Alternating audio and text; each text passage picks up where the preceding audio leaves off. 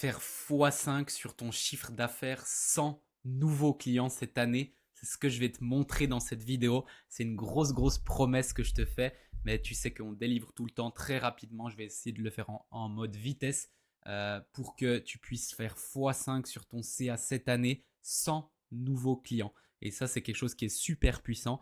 Et l'outil qu'on va utiliser aujourd'hui, probablement que tu le connais, mais que peut-être tu le connais, mais tu ne mets pas ça en place dans ton business. Et je vais te montrer concrètement comment mettre ça en place dans ton business de coaching, consulting ou même d'autres business avec qui j'ai travaillé. On l'a fait, même en e-commerce, même en des agences, même en MLM, etc. Donc, comment augmenter ta LTV? La LTV, c'est la long term value, donc la valeur long terme de tes clients. Ok, je t'ai mis un petit schéma là, donc le client il achète, il est super content. Et en fait, un client qui achète une fois pour 1000 euros, c'est beaucoup moins rentable qu'un client qui achète 3 fois pour 1000 euros et ensuite qui en parle autour de lui et qui te fait d'autres clients qui à leur tour renouvellent, etc. Donc, on va y aller step by step dans cette vidéo, mais je vais essayer d'aller droit au but. Ce n'est pas la première vente qui compte, c'est la relation long terme. Et ça, c'est une grosse erreur que beaucoup de gens font, c'est qu'en fait, ils veulent vite faire la vente, mais ils ne comprennent pas la valeur long terme et la puissance de peut-être attendre un petit peu avant de faire la vente et ensuite que le client soit vraiment satisfait, vienne avec les bonnes raisons et reste plus longtemps. Donc, je vous ai fait deux exemples euh, où dans un cas où ça vous coûte 1000 euros. Alors, avec mes stratégies, si vous me suivez, ça pourrait vous coûter 0 euros l'acquisition. Moi, ça m'a coûté 0 euros pendant longtemps. Maintenant, je fais un peu d'ads, mais je vends en organique, mes clients aussi. Mais je vais prendre un cas dans lequel tu mets de la pub pour acquérir un client. Donc, imagine, tu payes 1000 euros, que ce soit en publicité, en partenariat, ce que tu veux, pour faire une vente à 3000 euros. Donc là, tu dis, cool, je fais un x3, je gagne 2000 au passage. Allez, en simplifiant beaucoup, hein, sans les impôts, sans les trucs. Donc c'est cool. Dans le cas 1, en fait, le client il fait ton accompagnement, ton service, et ensuite il part. La LTV, la long term value, la valeur long terme, elle est de 3000. Dans le cas 2, le client il renouvelle 3 fois parce qu'il est super content, donc une fois, deux fois, 3 fois, donc ça te fait 9000. Il recommande ça à 2 personnes parce qu'il est trop content et la LTV elle est à plus de 20 000 euros. Il recommande à 2 personnes.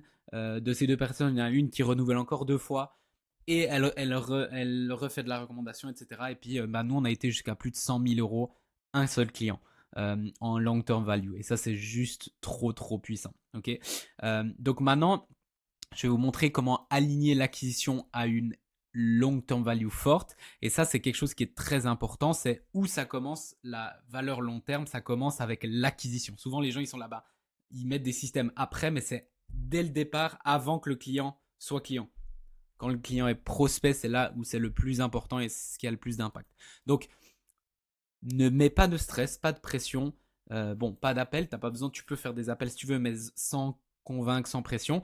Et les personnes que tu sens que c'est pas encore le moment, laisse-les dans ton écosystème, convertis-les pas maintenant, c'est pas grave. Oui, à court terme, tu pourrais faire un peu de cash, mais tu vas voir que c'est incomparable à si tu as un tout petit peu de patience. Et ça, il y a très peu de gens qui le font dans le marché.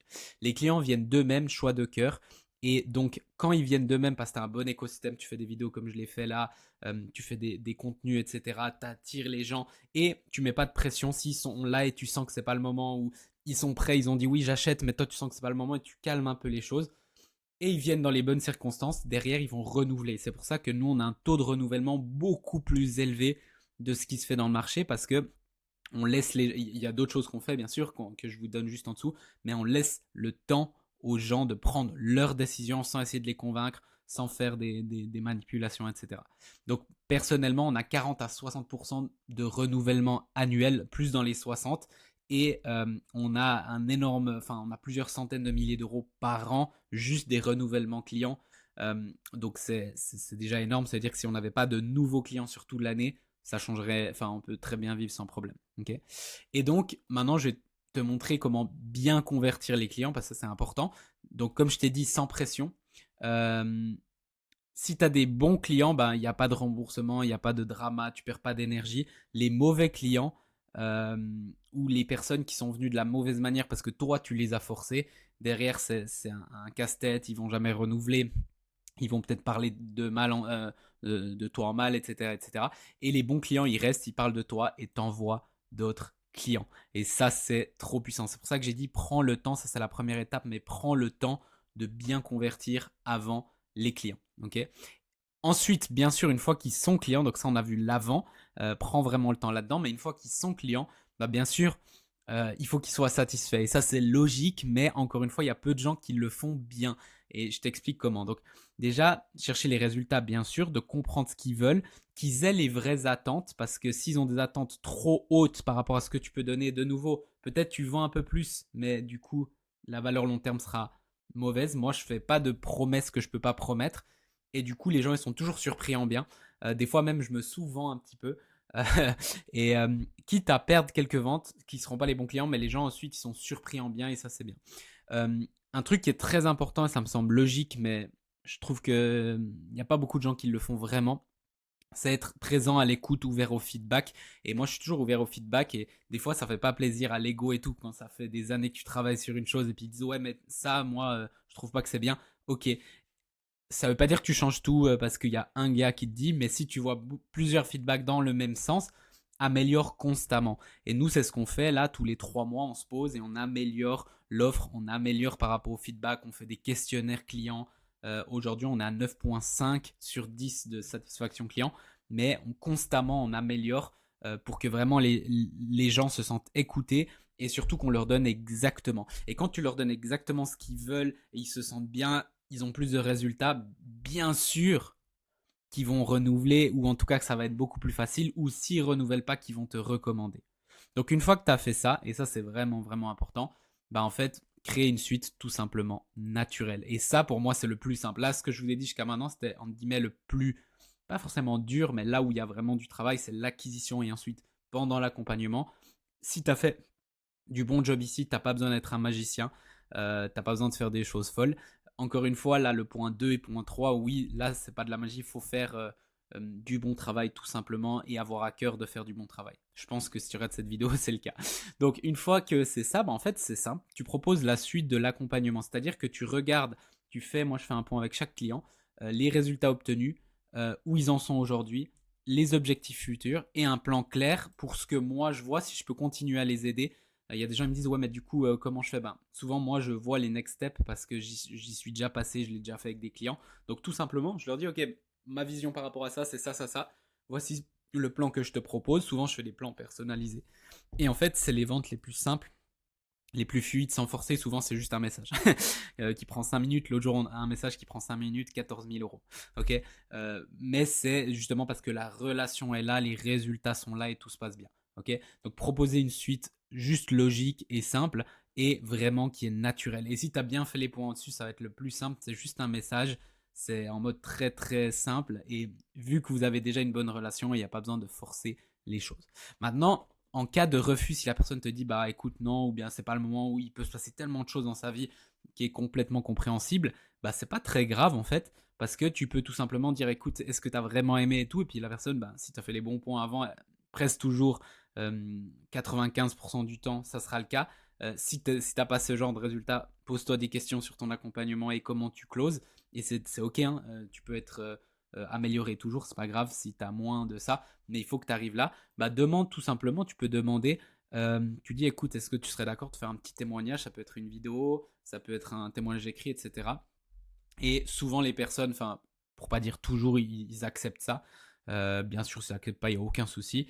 Et tu peux aussi demander une recommandation ou de dire voilà, est-ce que tu connais quelqu'un qui pourrait être intéressé? Si c'est le cas, tu peux donner une affiliation, etc. Mais en fait, beaucoup de gens, ils n'osent pas proposer. Et si ton client, il est content, de toute façon, il va pas s'énerver. Au pire, il dit non. Et comme dit souvent ma mère, le non, tu l'as déjà, donc autant demander. Et tu verras que ben, nous, en fait, avec ça, on a triplé nos témoignages et tout, parce que les gens voulaient, mais on ne leur demandait pas. Et ben, bien sûr, mettre un système autour de ça, c'est-à-dire systématiquement, quand ils terminent, tu fais le point avec eux, tu leur proposes la suite, et s'ils veulent pas, tu proposes un témoignage, et s'ils veulent pas, il n'y a pas de souci, mais tu verras que juste en faisant ça, tu vas augmenter fortement, fortement ta LTV. Ok, et ben, en résultat, tu peux faire x5 à x10 sur la LTV d'un client juste en proposant, ce qui est dingue, et surtout sur ton CA actuel. Parce que le fait que quelqu'un renouvelle ensuite, et même s'il renouvelle, il peut quand même te faire un témoignage, il te recommande, Les recommandations, elles se font un peu plus naturellement, mais quand quelqu'un fait un témoignage, ben, les gens vont lui écrire, etc. Et donc, tu peux faire x5 à x10 sur la TV et c'est un changement radical sans augmenter. Tout le monde parle d'acquisition client dans le marché. Très peu de gens parlent de garder les clients, de faire du bon travail avec les clients, qui restent, qui vous recommandent, qui vous fassent des témoignages. Et c'est là où il y a toute la valeur. Et sincèrement, tu peux avoir beaucoup moins de clients. Tu peux avoir que 10 clients par an. Mais s'ils renouvellent, ils parlent de toi, ils te font des témoignages, tu peux dépasser les 100 000 ou plusieurs centaines de milliers d'euros par an. Maintenant, tu peux avoir des centaines de clients, mais s'ils ne renouvellent pas et tout, ben, ça va être constamment un coût d'acquisition ou un effort d'acquisition au début. Et en fait, tu es constamment en train de courir, courir, courir.